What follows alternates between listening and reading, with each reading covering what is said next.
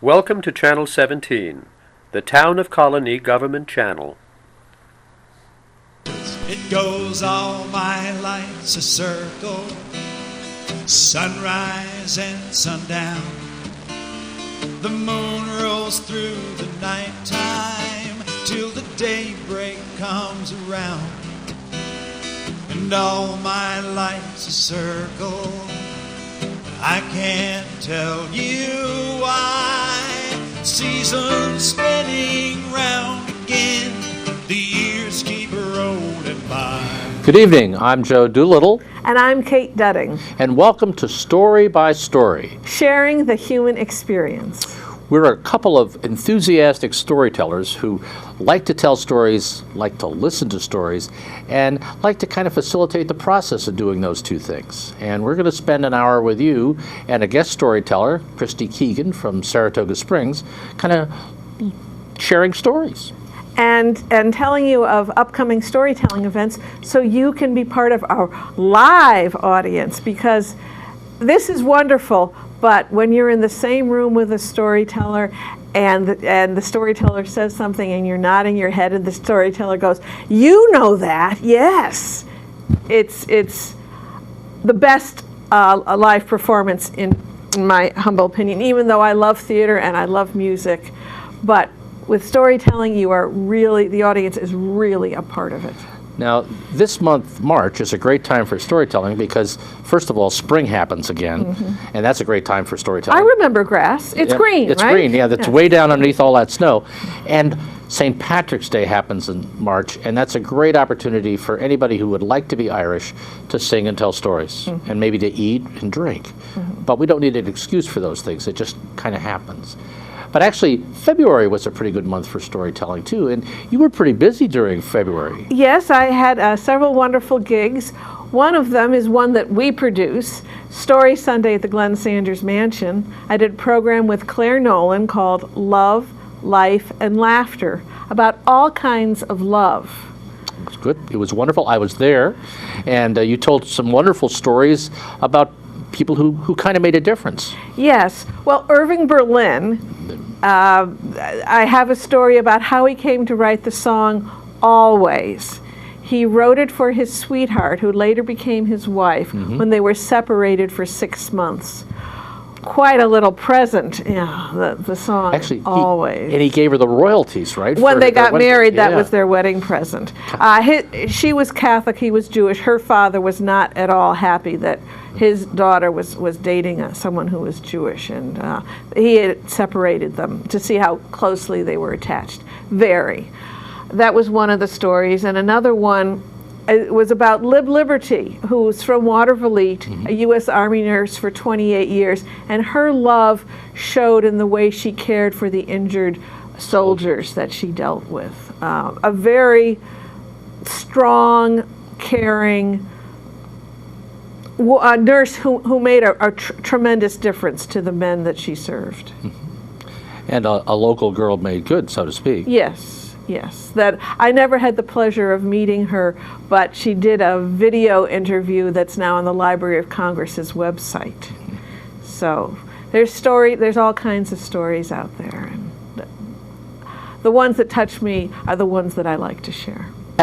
We have a good month in storytelling in the Capital District almost every month, but you were part of a couple of really great performances, and it was a pleasure to be a listener for those. So I had a really neat experience. Oh yeah, I was going to ask you, did. Joe. I was the chairman of the Schenectady Colonial Festival dinner, and I didn't tell my stories, which was unusual for me, and I got somebody else to do the MC work.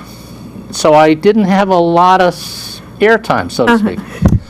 But I did get to participate as an observer of a wonderful storyteller painter, a gentleman by the name of Len Tantillo, who is renowned for his artwork of the early New York State colonial period. And he did a magnificent job of getting everybody psyched about colonial history. And he has done a remarkable job. Trained as an architect, he's developed a three-dimensional model of the colonial Schenectady, which he can take people on tours of.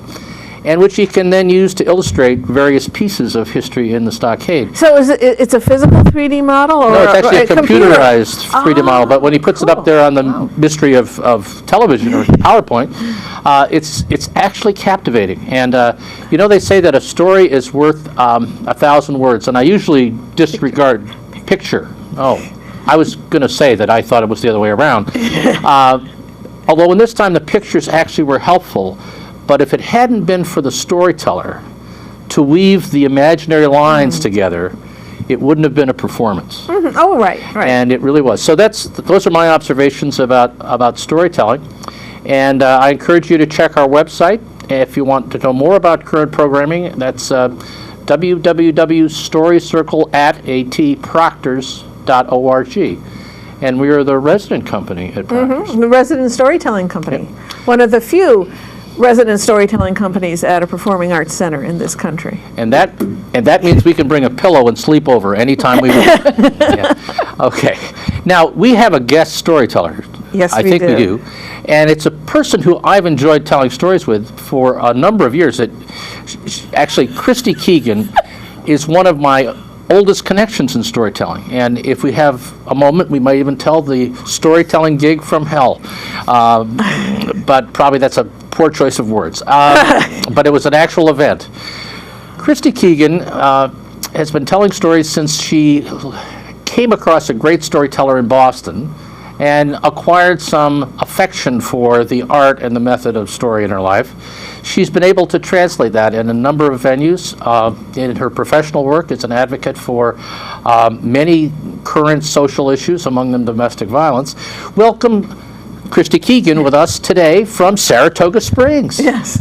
It's really good to have you here. Thank you. This is fun. And I was thinking about how we've known each other over the years, and the most intriguing thing I can remember about you is that you learned more about the U.S. not in college, but in driving around the country in a Volkswagen Bug. Yes. Yes. So you don't have to tell us that story, but I rember that part of No, things. very much. It was actually a Volkswagen Fox. It was a Fox. The least expensive car that they made. It is a metal box with 4 tires. The Volkswagen Fox. They had a built-in rattle, right? They came with a rattle. Absolutely. Yes. Yeah, okay. Absolutely. I remember that. And they rattled in Spanish because they were made in Mexico. They rattled in Spanish. Absolutely. But I lived in that car for a year and a half. You lived in that car for a year? In that car or a tent for a year and a half, yeah. Now, With a dog. With the dog. With a a dog. large dog. With a large dog. Because you have a production company that's known as Red Dog. Red Dog Tales. Red Dog Tales. And we'll hear some of those, I hope, later in a minute. But, tell us a bit about how you found your way into storytelling. And I know that I think it happened in Boston, but I can't remember the rest of the story very clearly. And that usually doesn't stop me from telling it, but since you're here. It doesn't stop any of us. I think it was a two-pronged approach, but I was a docent at the Franklin Park Zoo for many years and an exotic animal handler. And as such, I would go around the zoo or out into public with a variety of animals and try and make it interesting for people to learn about them. And can you give us an example of an exotic animal or two? a boa constrictor, a 9-foot boa constrictor named Jake, a one-eyed Nicobar pigeon, which is an African pigeon. I had 2 giant African tortoises. I had Awesome the possum. Yeah. How do you walk around with a tortoise? Weren't you wondering that? Weren't you wondering that? One on each foot? How do you walk? It's actually a story in itself, but I did one. The way they're trapped, illegally trapped, is people find them, drill holes in their shells, and then chain them to trees and leave them while they go find more. Very often they starve to death because they don't have enough foliage.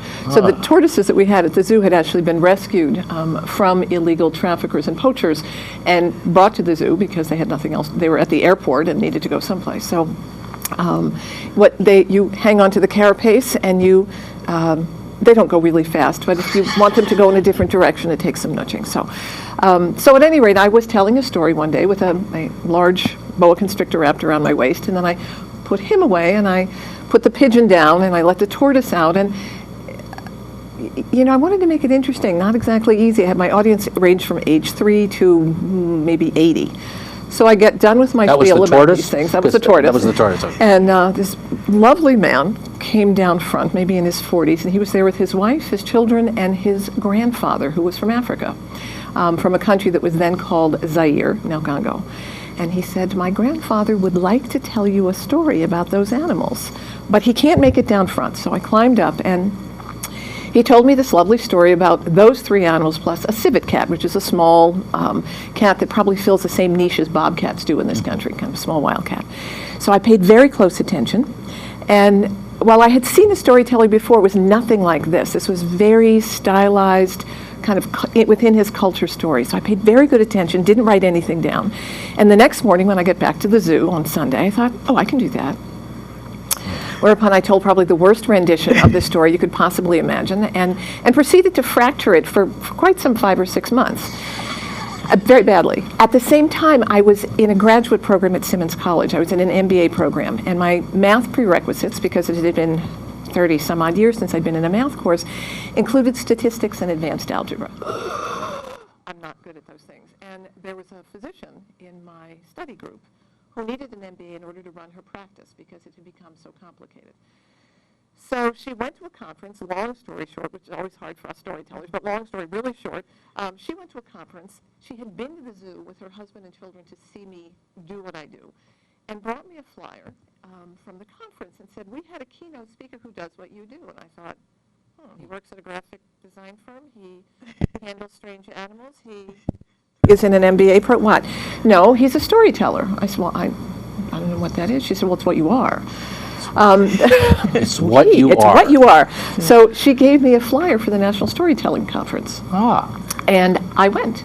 So the very first other storytellers I'd ever heard, except for Brother Blue, which is a whole story in itself, was in Tennessee, where I got a flyer for Sharing the Fire, which I think you're going to do a plug for, I hope, which was being held 12 blocks from my apartment, but that I didn't know about. I had to go to Tennessee to find out about it. So that's the very short version. The long version is I grew up with a mother from Appalachia and a father who was a lapsed Jesuit, and that's what we did. That's what you did. That's what we did. We talked. And actually, most of your stories come from family and personal experience. I mean, I'm trying to remember whether I probably have heard you tell informally a folk story, or at some gathering, or all trying to tell the same story or something, but most of your material comes right out of Christie. It's been a progression.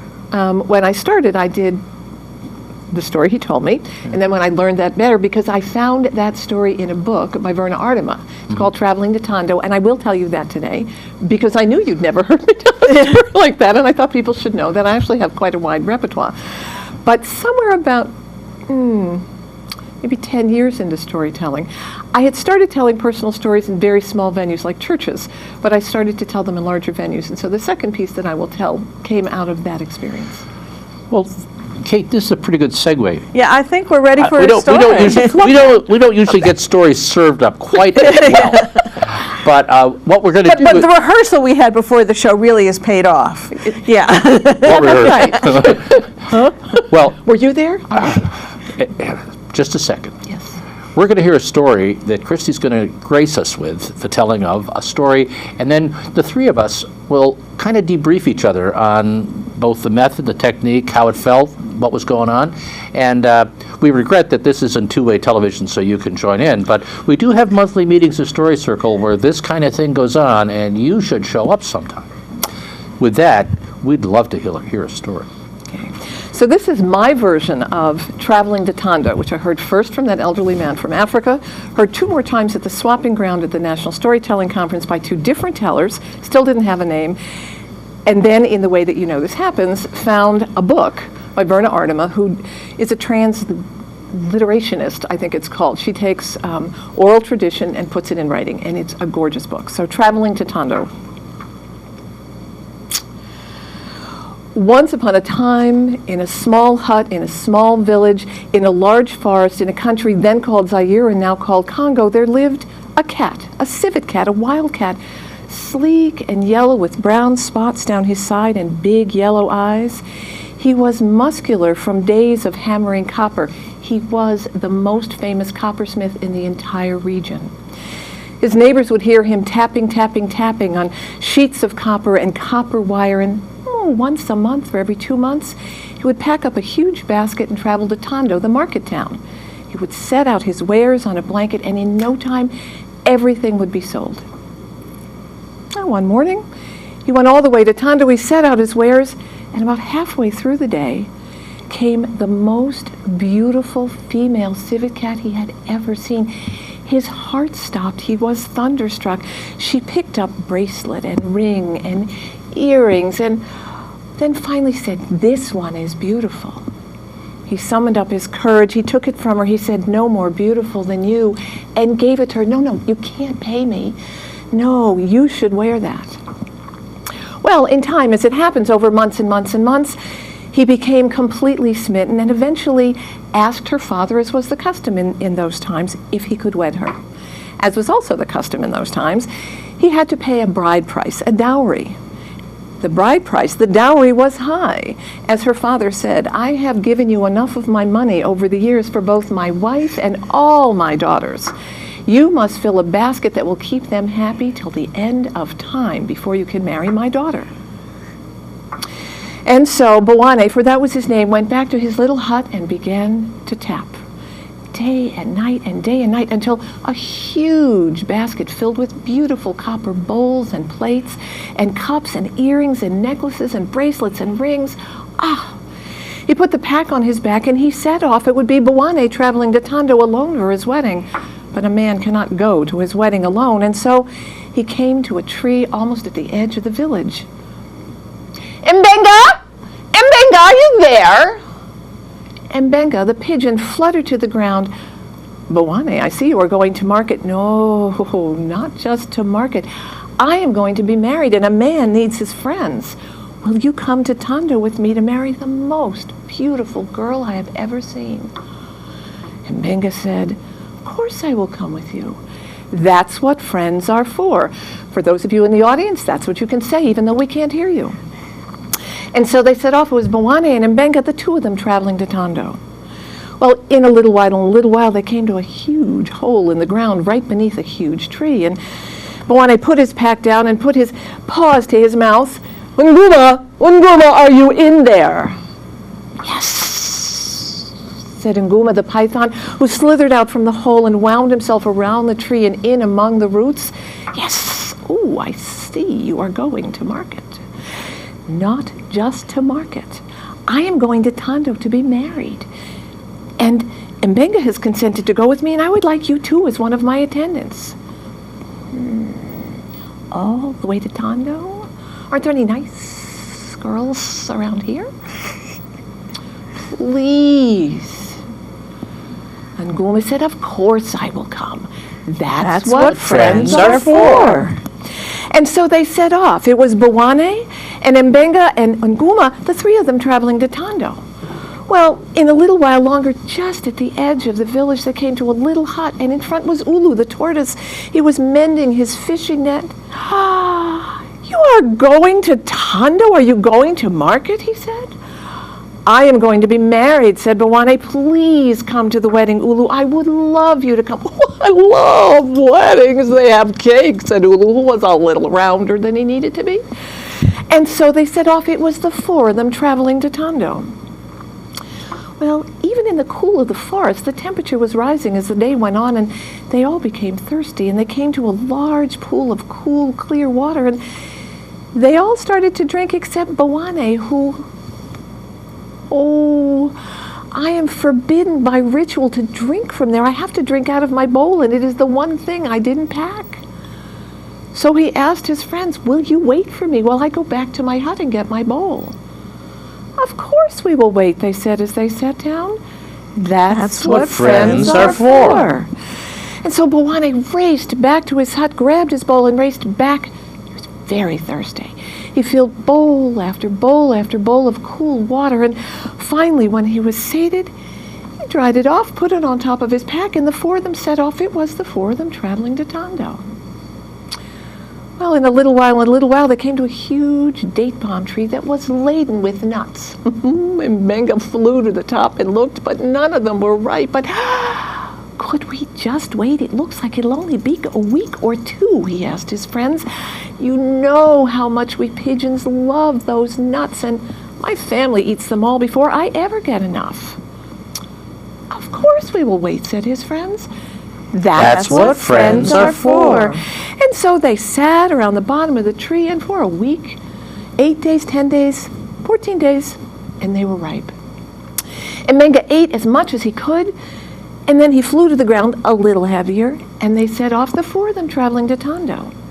Not much further, they came to a large field, a plain, and Nguma slithered off in the tall grass, and suddenly the head of the gazelle disappeared, and suddenly Nguma crawled toward them very slowly, slithering, because he had a large gazelle-shaped lump right in the middle of where his sleek form had been.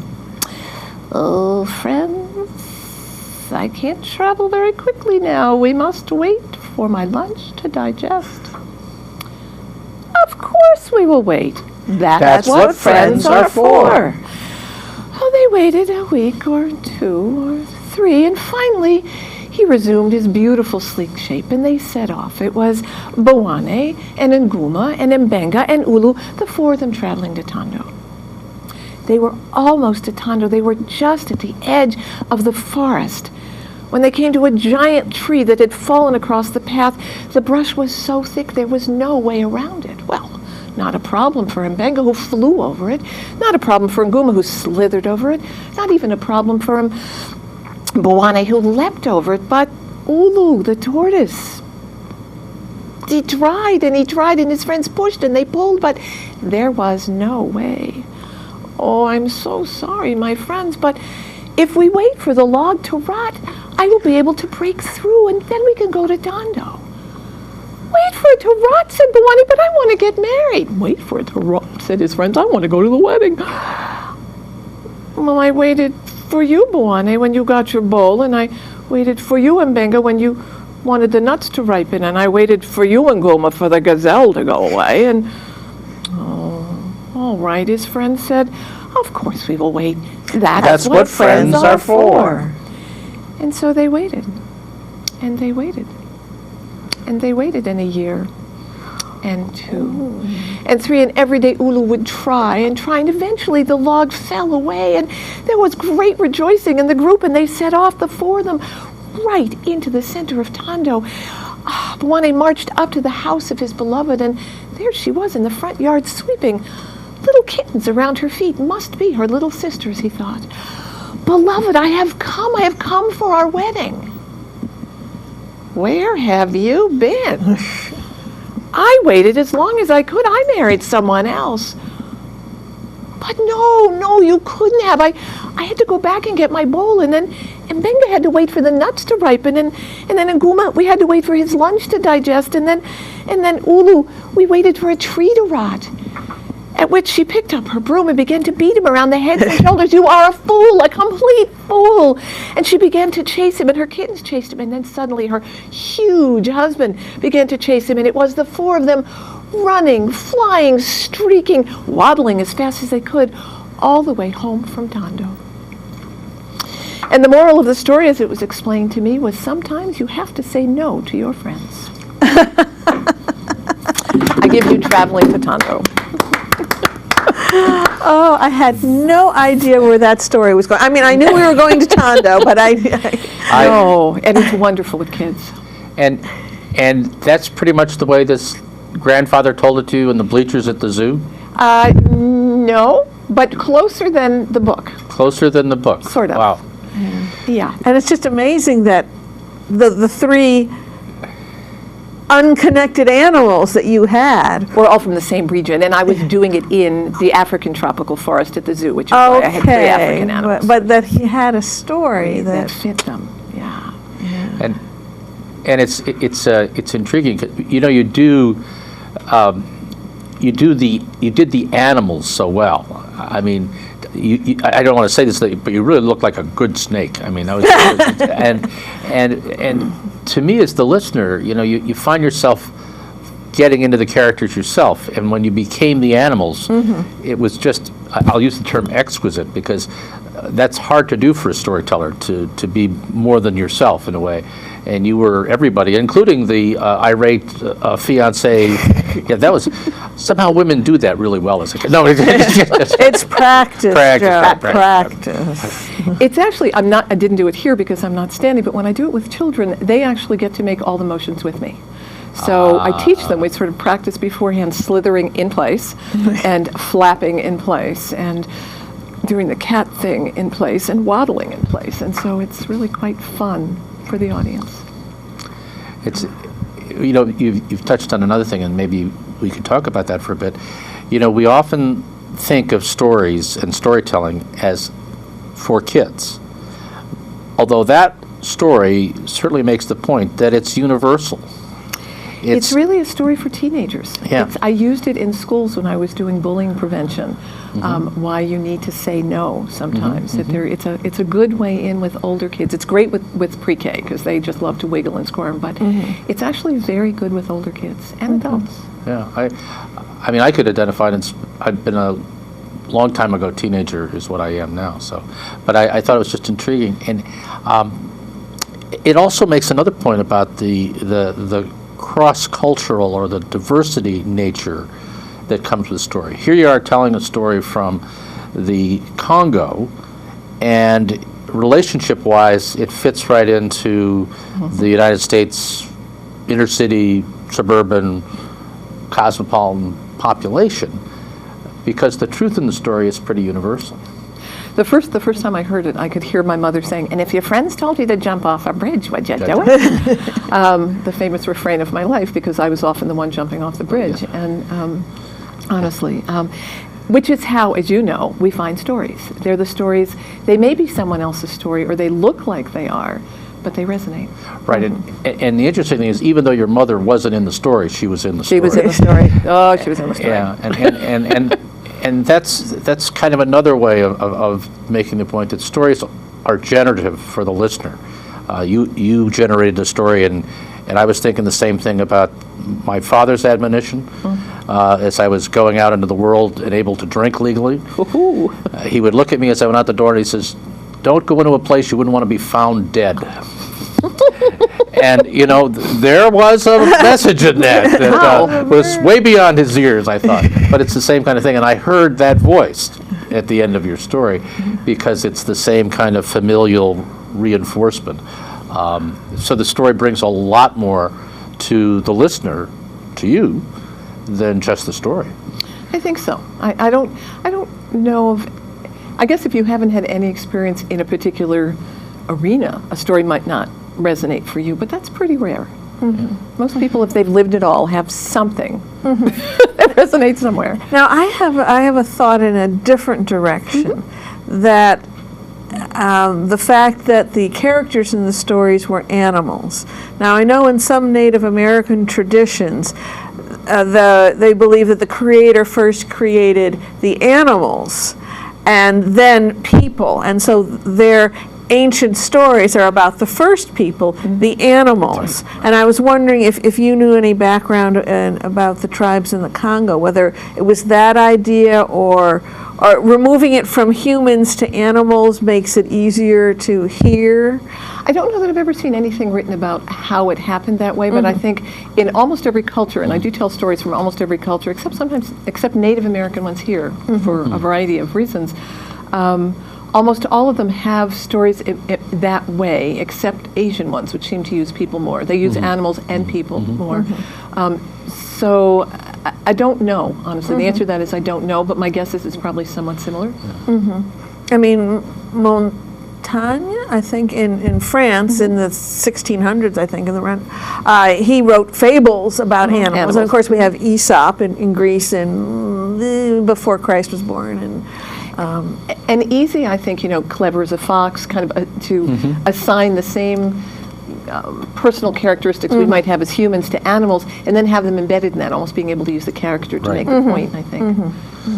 Yeah, and look at the bad rap snakes have had ever since Adam and Eve, That's I mean, there you go, in our own Judeo-Christian ethic. But they eat rats, so we should be really happy. I'm exceptionally fond of them, although one did crack 2 of my ribs at the zoo, but I'm still very fond of them. That's another story. That's another story. We don't want to do that one. We're going to do some developmental work right now, because you may be saying to yourself, gee whiz, I wish I could try telling a story or listening to a story. And on our website, you'll find that we have a number of meetings.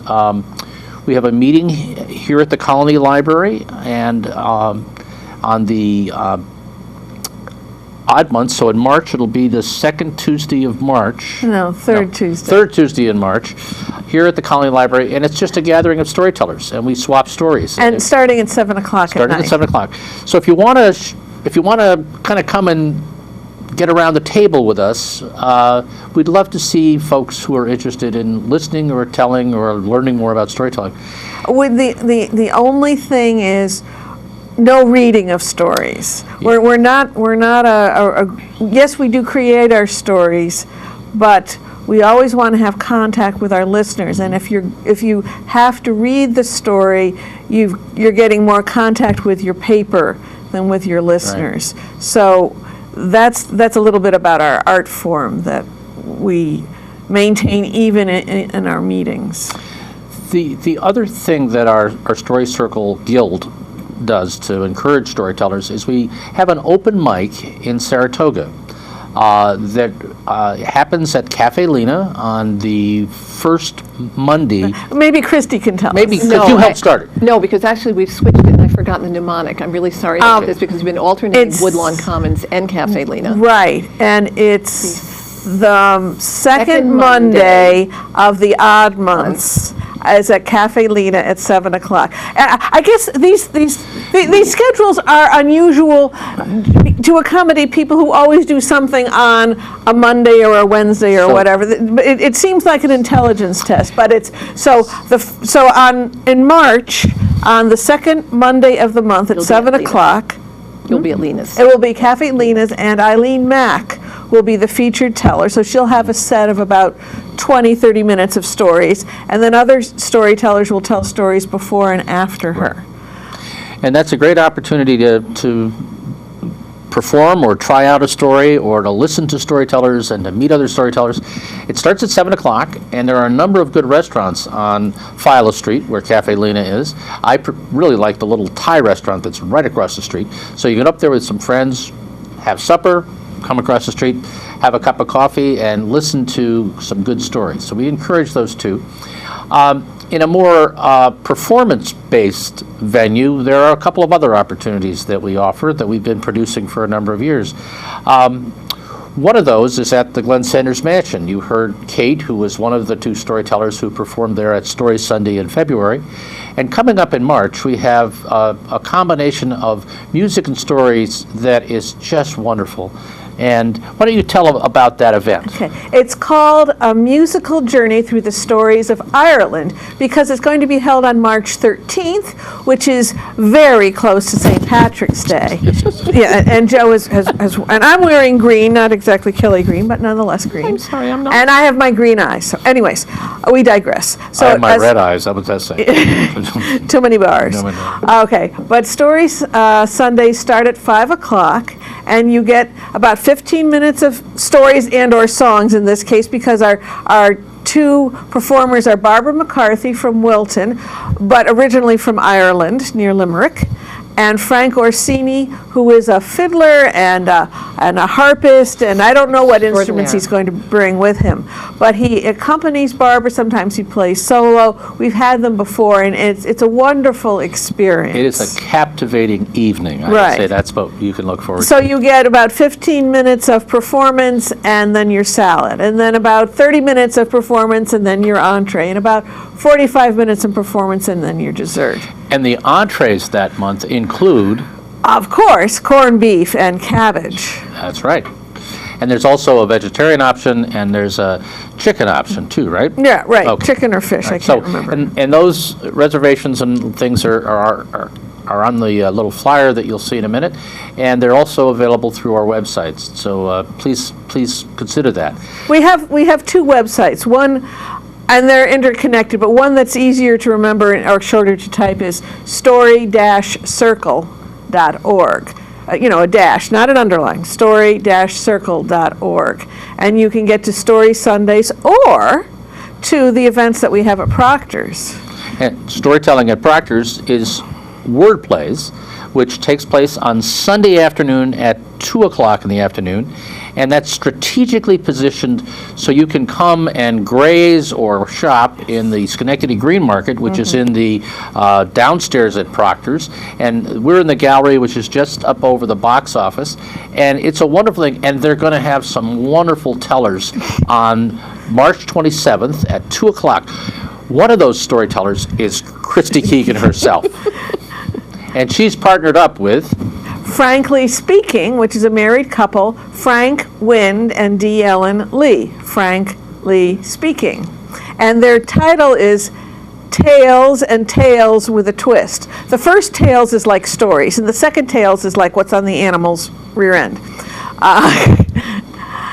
So they came up with that title months and months ago and have been working hard.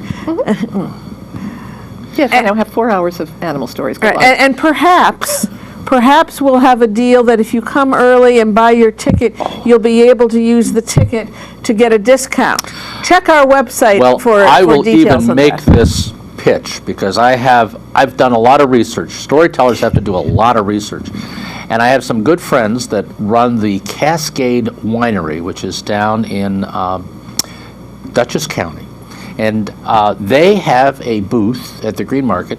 And if you arrive at the Green Market and say, if you buy your tickets at the box office, go over, you can sample the wines and you get 10% off on anything you buy. And I have to recommend one particular wine because it's kind of my wine.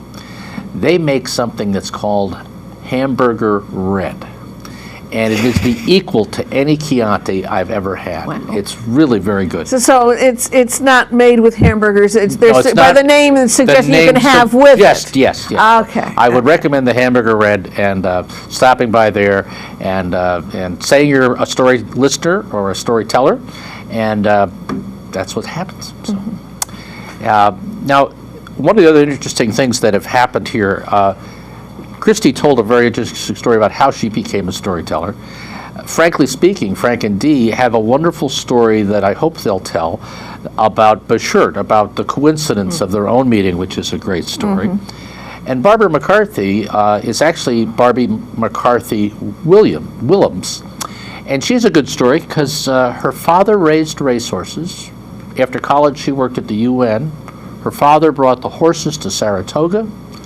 She went to Saratoga, went to a party, met this really neat young guy who had just started to teach school in Saratoga, and didn't they fall in love and get married?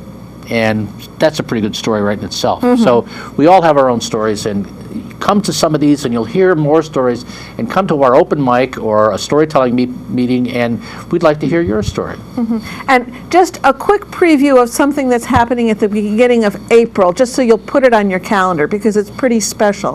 The Riverway Storytelling Festival has over 20 free performances in area libraries, including this very one, the William Sanford Town Library in Colonie. All day Saturday, April 9th, they'll have performances here. And so you'll see on your screen we have 4 performers, Lynn Ford, Bill Harley, who was at the Grammy Awards. He was up for his 3rd Grammy. He did not win in the spoken word category for children. He lost to Julie Andrews. But he still has his 2 previous Grammys in that category. He's also a musician. Wonderful. And then we have Joe and Jesse Bruchak, who are Native American storytellers, Abenakis from just west of Saratoga, Greenfield Center. And they are extraordinary also. So put April 4th through 10th on your calendar, and you can check their website, riverwaystorytellingfestival.org, which somehow didn't make it on the slide. Oops, but it's just the whole thing. Or you can probably just Google Riverway and Albany and find the website too. And I should point out that the schedule that you'll find when you Google that will have a range of storytelling programs that are free, and then some storytelling workshops with some of these nationally known storytellers and some regional storytellers. And it's a really great combination of offerings. And there are some, what we call olio. And why storytelling performances are called olios, I'm not sure. Olio. It's not about fake margarine or anything, no. But it it's is about- Olio. It's a Greek word meaning a mixed bag. Maybe. Well, there you go. So those are performances of storytelling, and they'll be in the program as well, and any and all are worth participating in. I think we've reached the end of our pitch, except if you really want to make a donation, you could do that at Story Circle at Proctor's. And now we've reached the end of the pitch. But do you have another story? Oh, you promised us another story, Christie. I do have another story. I thought going from a traditional tale to a personal tale for people who aren't quite sure how you do that. The only thing we didn't discuss before, as in not reading, was in not memorizing. So we don't do that, which sometimes puzzles people. Well, I don't memorize anymore because my memory is Well, the advantage of being able to do this when you're over 60 is, it works. But actually, I was reassured the very first workshop that I took was the fellow said, well, you're just going from scene to scene, describing the scene to your listeners. And so you need to know, the scenes, what order they're in. That's kind of important generally in any story. And I think he even gave me the clue of, and if you get to scene 4 and you realize you forgot to say something important like the mother is blind, you can just say, and what you need to know now is the mother is blind. You don't panic and say, oh, I forgot to tell you in scene 1 that, it's you just are, but not memorizing gave me such a feeling of relief. and having that. So if you ever hear Christie saying what you need to know now is that I have forgotten and then remembered, which is the better part. Oh, Betty McCanty goes, what you need to remember now is, which I think is even a little. It's true. So, okay, sorry. That's right. No, and the other thing about doing personal stories and not having memorized them is as you get older, at least in my case and perhaps with yours, your perspective about what's happened to you changes. And so therefore the story that you're telling changes dramatically. And so this one, which you've heard before, but this is the shrunken version, which I shrunk badly this morning. I'm sure I shrunk it well this morning. My sister and I were off in search of grand adventure. Vacations ran a little dull in this tiny town in a tiny valley, in that place where Maryland and Ohio and Pennsylvania all kind of run together. And so we had snuck out hoping for something better to do than to help my mother around the house. And we found it, a tent. It was easy. It was the tallest thing in this tiny town. And disappointingly, it was not a circus tent, always my first choice for an adventure, but the smells coming out of it, baked ham and fried chicken, and those were fresh strawberries, and that was cornbread. Obviously, it was going to be an amazing southern summer wedding, and that was almost as good. And so I stepped into the cool dark of the tent, and I looked, and sure enough, that must be what it was going to be. There was a long table covered with white cloths, and on it were all the things I had smelled and a good many things that I hadn't. Covered dishes with salads and slaws and every kind of cake from Lady Baltimore to chocolate, and surely 2 small children will fit in fine. And a wedding, if I got up close enough, I could tell my mother and my grandmother all about the dresses that the bride and the bridesmaids wore. Heady stuff in 1959 for a 9-year-old girl and her 5-year-old sister. The tent was set up like church with a big center aisle and seats on either side, and everybody milling around was all dressed up the way people dress up at weddings, and we didn't look quite that good, but no one would mind, we were kids. So I carried my sister forward to try and get the best seat I could, and about halfway up, 5 of the most beautiful women I had ever seen stepped onto a small stage at the front of the tent.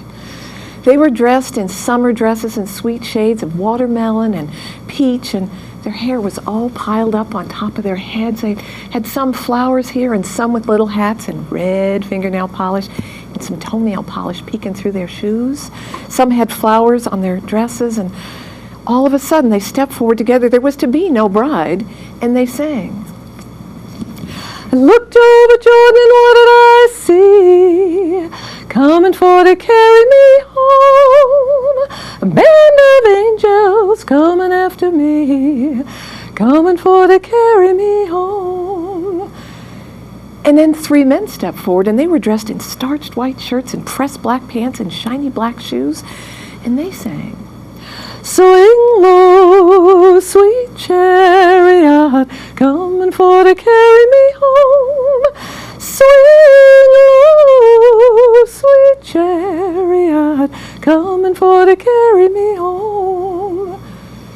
And then they sang together, "If you get there before I do, coming for to carry me home. Tell all my friends I'm coming too, coming for to carry me home." Wow. By the time they were done, I was sitting in the front on the ground with my sister on my lap, my ears, my eyes, and my mouth completely wide open. I had never heard anybody sing like that, not in my life. Nobody in my little Lutheran church in Queens, New York sang that way, and if they did, they weren't singing those songs. I spent the day listening to those women sing and eating. And by the time I left, I had made a decision. I was going to be a singer. I was meant to be a singer. I was going to sing just like they did. I got home so late, my mother was more happy to see us than mad, and so I told her all about it before we went to bed, and just before I went to sleep, I sang out for her just like those women, and I said, "Mama, I'm going to be a singer, and when we get back to New York, I'm going to sing in the choir." What you need to know, and I did not forget this, but what you need to know is my mother, in my entire 9 years on the planet, had never discouraged me from doing anything. She was an encouraging kind of mother. "Yeah, try it. What's the worst that'll happen? She'll fall down. She'll get a little hurt." So I didn't actually hear the note of caution in her voice when she kissed me goodnight and said, "You might want to wait till you're older to make that decision." We got back to New York, and the very first Sunday in church, I went to the choir director and I said, "I want to be in the choir." And so he beckoned me into the choir loft and he played a bit and I sang, and he told me I was too young. Well, you get over being young. You do. It's just a matter of time. So I could wait.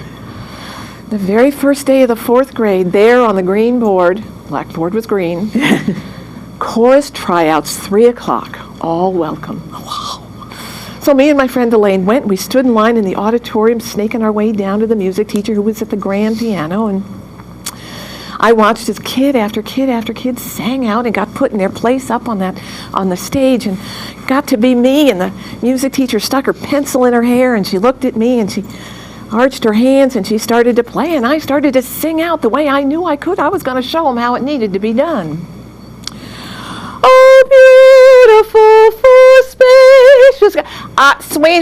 Sweetheart, this is an ensemble production, and you need to sing a little bit quieter. Please don't sing that loud. Let's try that again."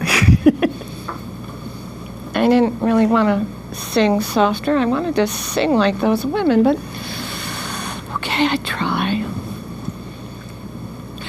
"Oh, beautiful, I think I said it properly, but let me do this again. I need you to sing a little bit softer." This was not going to be a good afternoon for me, I could tell.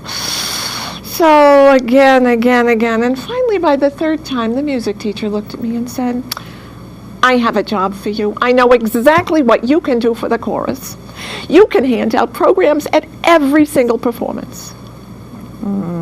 I didn't want to hand out programs. I wanted to sing, but optimist that I was, I just figured I'd gotten there too late, and so there'd be next year. And then my friend Elaine and the 2 kids behind us sang, and they got to go up on stage. And I got to pass out programs for every performance all the way through elementary school. I never sang again.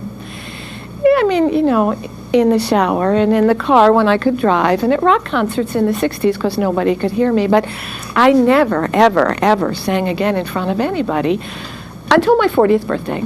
It was my birthday, and all my friends were there, and I don't really know what got into me, but I suspect it was a combination of chocolate cake and red wine. I'm pretty sure.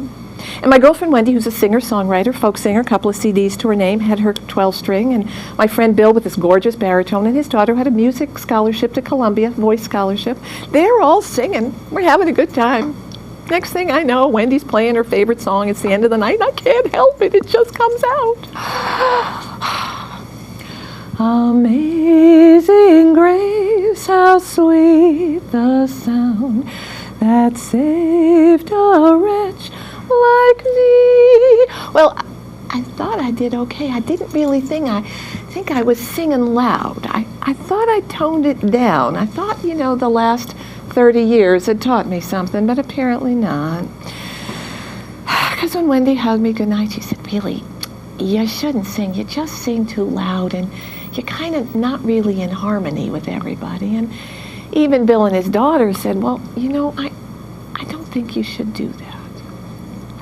I folded up my voice and I put it away, and there it stayed until about 10 years ago.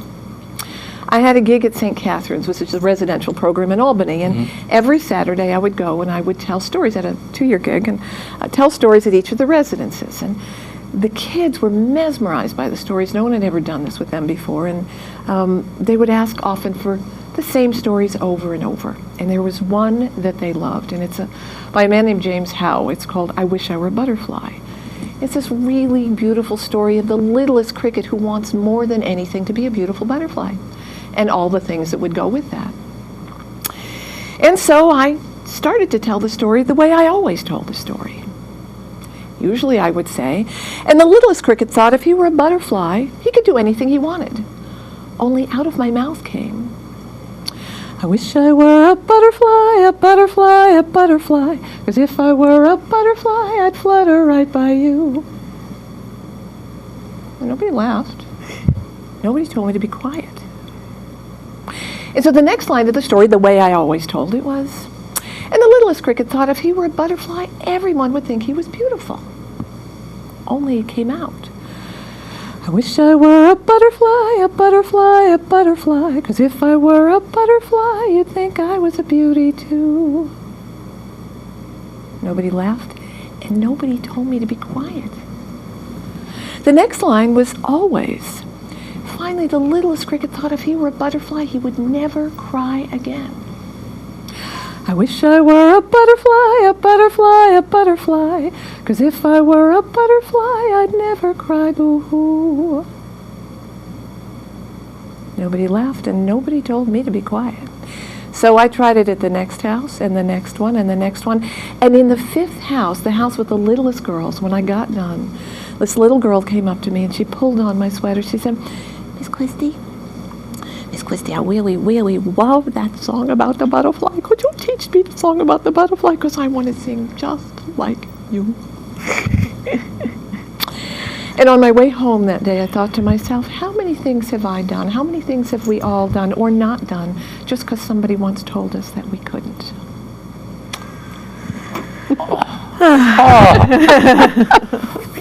Oh, Christie, I just love it. And you've got such a beautifully strong voice. I can't imagine anybody with the critiques, sad. but It was very obviously it's true. And how brave of you to overcome that, because it's delightful. Yes, but again, this was a story about friendship, and and they're not necessarily the be all and end all, though. Absolutely. Be careful who you listen to. Right. But there's a number of things that I want to just point out for the listener, because I thought the very construction of the story was, because it spans almost your whole life. It does, yeah, 50 years. So, and you keep it contemporary, because when you and your sister are at the gospel sing, that's an encapsulated event that provides the seed crystal for something that's going to carry you on, not always successfully, but it's a wonderful, wonderful structural thing. And then the connection with your mother's comment and the blah, blah, you just linked it all together so you could follow this lifetime of you and your singing. And it worked so well. And sometimes when you hear a story, you're not aware of how it sections together, but that one sectioned together beautifully, and I really appreciate it. And another thing that she seasoned her story with was food. There was food in the opening scene, and then there was food at her 40th birthday. Right. And In the long engaging all of version? her senses is another layer that you can always add to your storytelling. You know, I mean, you can't just throw in food when there you're isn't talking any. about building a bridge, but that was another. I was getting hungry with all the food at the beginning. Oh yeah, it would smell good. Oh, cornbread would be good now. Right. Yeah. And I have to travel back to Len Tantillo. He asked me for some feedback on his presentation, and I said, well, it was great. And one of the things I've learned is if you can seed something in the beginning of your story and then reference it at the end, then it's strange how those bookends tie things together. In this case, the food worked that way for the listener. And he tried it during his major presentation, and it talked about the leveling of things. So stratification was the statistical reference, but he used a different one. And then he put it in at the end of his presentation, and I finally said, "Wow!" And he said, "Did you notice? Did you notice?" I said, "I think everybody noticed." Well, but I like the little girls. There were the little little girls in the girls. beginning and the little in the end. That was also that- very sweet. And this move with the piano player. And her voice, that her was- voice, and of course, Well, that's we know where why you grew up. My existence. I did grow up there. Yes, I did. We know where you grew up. We know where you grew up. It was. Many teachers are nurturing, but those who aren't. I have a whole piece about teachers who are and aren't. It's very long, and it covers all of the teachers of my life, some of whom, oh Lord, not all of them, but many, many of them. Can you believe that my kindergarten teacher told my mother, but within my hearing, that I was bossy? Can you believe I that? can't believe that. I cannot believe I that. am organized and I'm trying to help others. Notice how quiet I'm being. Notice how quiet I'm being. Actually, I rely on Kate for being Kate and organized and maybe just a little bit directive. But yeah, it's really fascinating to have you just tell stories and be able to kind of reprise them a bit. It's a luxury for us, and we're so glad that you provided such a fountain of great Right. material. And Thank you for having me. the huge pitfall of personal storytelling, which you do not go into, Right. is We should talk using about it here. as therapy and making it a group therapy session where you're the only one who gets to speak. I view your story as sharing an epiphany. I don't know how to make that into an adjective. Epiphanizing. Yeah, or Epiphanizing. some moment. But I always feel that sharing an epiphany is a good thing to do. That somebody else will maybe learn from your. They always said I couldn't dance, but maybe in adult ed they won't care that much, and I really love moving with music, because I started tap dancing when I was 45. I had never had the opportunity before, but I am not a gifted tap dancer. But I am a very determined one. And enthusiastic. And enthusiastic, and that works. But I think what you made is a good point. Susan Klein, who's a wonderful storyteller, I took a workshop with her probably 18 years ago or so, and worked on a story that I did not tell in public for 7 years, because it's a beautiful story. It's one of my favorite stories. It's an amazingly powerful story, but it's about recovery from grieving.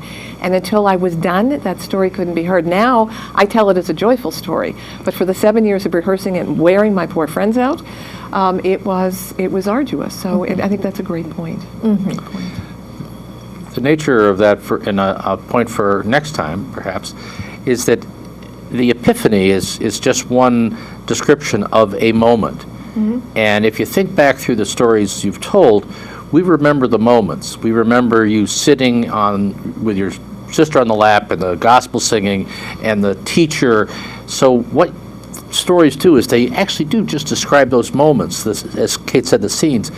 And if you can present that moment that's common to more than yourself, then that's what conveys the story. That's part of the structure. Great application. Great comments. And we could talk for another hour and a half, but we have to stop right now. Thank you for joining us in Story by Story, sharing the human experience, both you at home and Christie Keegan in the studio. And thank you for having me. This was And great. thank you for being here. And we look forward to seeing you next month when our guests are going to be Joe and Jesse Bruchak, who are our local nationally recognized tellers from Greenfield Center, who will be here to talk talk about Native American storytelling. See you then. It goes all my life's a circle, sunrise and sundown. The moon rolls through the nighttime till the daybreak comes around. And all my life's a circle, I can't tell you why. Seasons spinning